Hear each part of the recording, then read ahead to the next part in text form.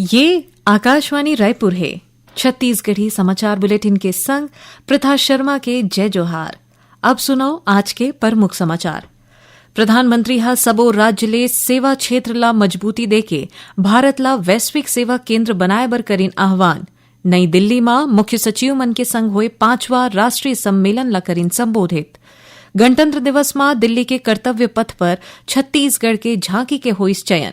जनजातीय वीर नायक मन ला समर्पित देश की पहली डिजिटल संग्रहालय के दिखी झलक। औ अपन 11 सूत्री मांग ला लेके प्रदेश के सरकारी अधिकारी कर्मचारी मन के आज ले 3 दिन बर हड़ताल हुई शुरू। इंद्रावती भवन में हड़ताल के दिखिस बड़का असर। अब समाचार विस्तार ले। प्रधानमंत्री नरेंद्र मोदी हा सबो राज्य ले सेवा क्षेत्र ला मजबूती देके भारत ला वैश्विक सेवा केंद्र बनाए बर आह्वान करे है। नई दिल्ली में मुख्य सचिव मन के संग 5वां राष्ट्रीय सम्मेलन ला संबोधित करत हुए श्री मोदी हा कहिन कि भारत हा जल्दी ही राष्ट्रीय विनिर्माण मिशन के शुभारंभ करैया है। ओमन हा हरेक राज्य ले वैश्विक कंपनी ला आकर्षित करे बर बुनियादी ढांचा ला सृजित करे के आग्रह करेन।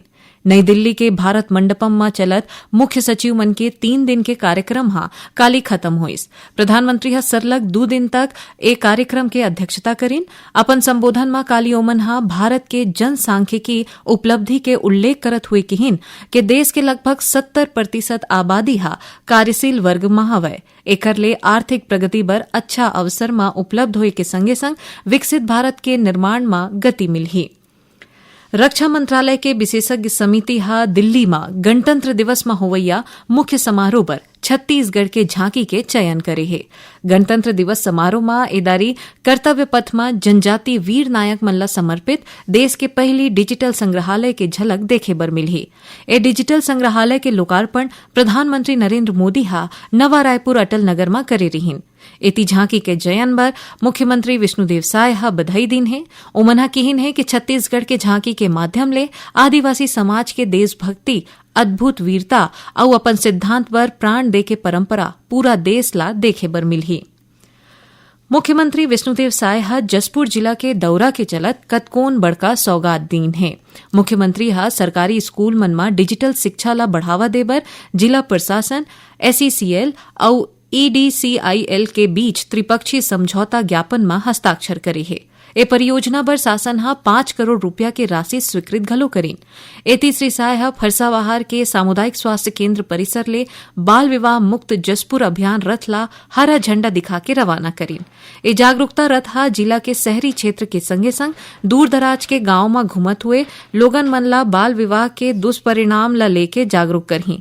ए बेरा मां मुख्यमंत्री हा कहिन कि बाल विवाह ला रोकना समाज के सामूहिक जिम्मेदारी हरय। ओमन हा लोगन मन ले अपील करीन है कि अगर कहूं भी बाल विवाह की जानकारी मिलही त टोल फ्री नंबर 1098 में सूचना देवे।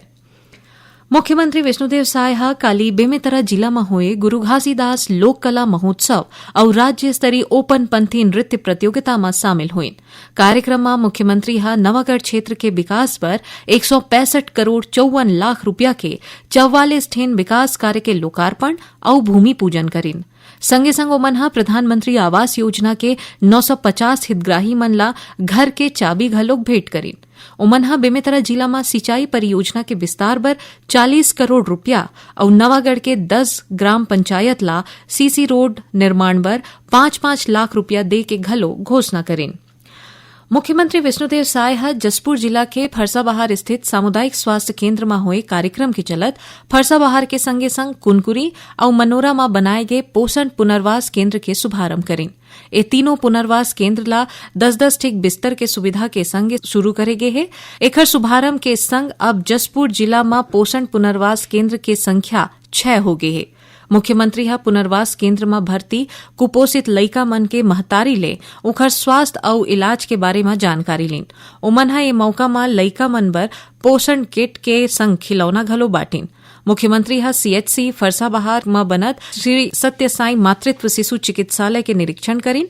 एमा नान्हे लइका मन और गर्भवती माई लोगिन मन बर घलो ऑपरेशन समेत सबो जरूरी चिकित्सकीय सेवा उपलब्ध कराई जाही। छत्तीसगढ़ी समाचार बुलेटिन आप मन आकाशवाणी रायपुर ले सुनत हव। छत्तीसगढ़ के खबर ले है आपकी वास्ता और खबर के विश्वसनीयता ले है हमार वास्ता।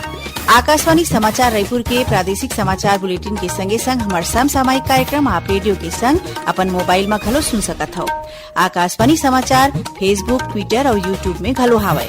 हमार फेसबुक पेज हरे Chhattisgarh news on AIR, Twitter handle CGAIR news और हमार यूट्यूब चैनल हरे छत्तीसगढ़ AIR न्यूज।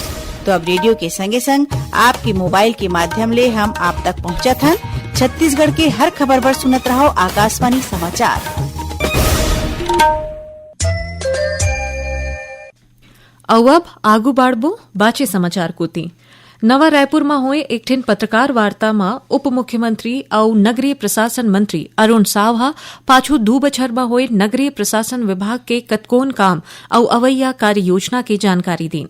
श्री साव कहिन कि राज्य में प्रधानमंत्री आवास योजना शहरी के दूसर चरण के चलत सब्बो शहर में डोर टू डोर सर्वेक्षण काम कराए जाते। ए योजना के चलत कुल 1,32,000 घर बनाए के लक्ष्य हवय।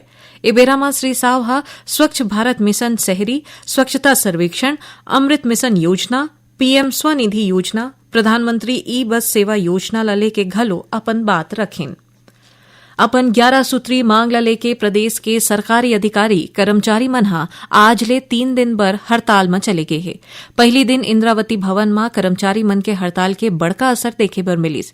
फिर मंत्रालय में कामकाज सरलग चलत रहिस। हालांकि छत्तीसगढ़ मंत्रालयीन कर्मचारी संघ छत्तीसगढ़ कर्मचारी अधिकारी फेडरेशन के ए हड़ताल के नैतिक समर्थन करीन है। छत्तीसगढ़ कर्मचारी अधिकारी फेडरेशन के बैनर में हुआ ए हड़ताल के चलत रायपुर, दुर्ग, कोरबा समेत आने जिला के कर्मचारी मन घलो आज अपन जिला मुख्यालय में धरना और प्रदर्शन करें। भारतमाला परियोजना मुआवजा घोटाला मामला में प्रवर्तन निदेशालय ED आज रायपुर और महासमुंद में 9 ठीक जगह में छापामार कार्रवाई करीन है। जानबा के अनुसार ED के आने टीम आज बिहिनिया एके संग्रह छापा मारिन और ED के अधिकारी आरोपी हरमित खनूजा समेत ओखर सहयोगी और संबंधित अधिकारी मन के ठिकाना में दस्तावेज के जांच करत है। बताए जाते कि महासमुंद में कारोबारी जसबीर सिंह बग्गा के वसंत कॉलोनी के घर में घलो ED छापा मारे है। दिल्ली में चलत साहित्यिक परिचर्चा में ज्ञानपीठ पुरस्कार ले सम्मानित छत्तीसगढ़ के साहित्यकार विनोद कुमार शुक्ल के रचना कर्म और साहित्य के क्षेत्र में उखर योगदान ला सुरता करेगीस। ए बेरा में साहित्य उत्सव ला लेके गोठ हुईस। रायपुर में अवैया 13 ले 25 जनवरी तक होवैया साहित्य उत्सव ला लेके दिल्ली के कॉन्स्टिट्यूशन क्लब में ए साहित्यिक परिचर्चा के आयोजन होए रहीस, जेमा डॉ सच्चिदानंद जोशी, छत्तीसगढ़ साहित्य अकादमी के अध्यक्ष शशांक शर्मा, साहित्यकार अलका जोशी, अनिल जोशी और लेखक अनंत विजय घलो श्री शुक्ल ला सुरता करीन। इबेरा में रायपुर साहित्य उत्सव समिति के सदस्य और मुख्यमंत्री के मीडिया सलाहकार पंकज झा, रायपुर साहित्य उत्सव समिति के सदस्य संजीव सिन्हा समेत देश भर के प्रतिष्ठित साहित्यकार और विचारक मन शामिल हुई। बीजापुर जिला के कांडला परती क्षेत्र में तलाशी अभियान के बेरा सुरक्षा बल माओवादी मन कोती ले लुका के राखे गे माओवादी जिनिस और 5 किलो के एक IED ला बरामद करे है। ये IED ला बम निरोधक दस्ता मौका में ही नष्ट कर दीन। आकाशवाणी केंद्र रायपुर डहर ले आज रतिहा 9:15 में वर्ष 2025 में मोदी सरकार कोती ले करे गे कर सुधार पर विशेष कार्यक्रम के प्रसारण करे चाहिए। इला छत्तीसगढ़ स्थित आकाशवाणी के जम्मू केंद्र रिले करही। आखिर में प्रमुख समाचार एक घाव फेर। प्रधानमंत्री सबो राज्य ले सेवा क्षेत्र ला मजबूती देके भारत ला वैश्विक सेवा केंद्र बनाए बर करीन आह्वान। गणतंत्र दिवस में दिल्ली के कर्तव्य पथ पर छत्तीसगढ़ के झांकी के होइस चयन। जनजातीय वीर नायक मन ला समर्पित देश के पहली डिजिटल संग्रहालय के दिखी झलक। और अपन 11 सूत्री मांग ला लेके प्रदेश के सरकारी अधिकारी कर्मचारी मन के आज ले 3 दिन बर हड़ताल हुई शुरू। इंद्रावती भवन में हड़ताल के दिखिस बड़का असर। एकरे संग छत्तीसगढ़ी समाचार बुलेटिन इहे सिरावत है। जय जोहार।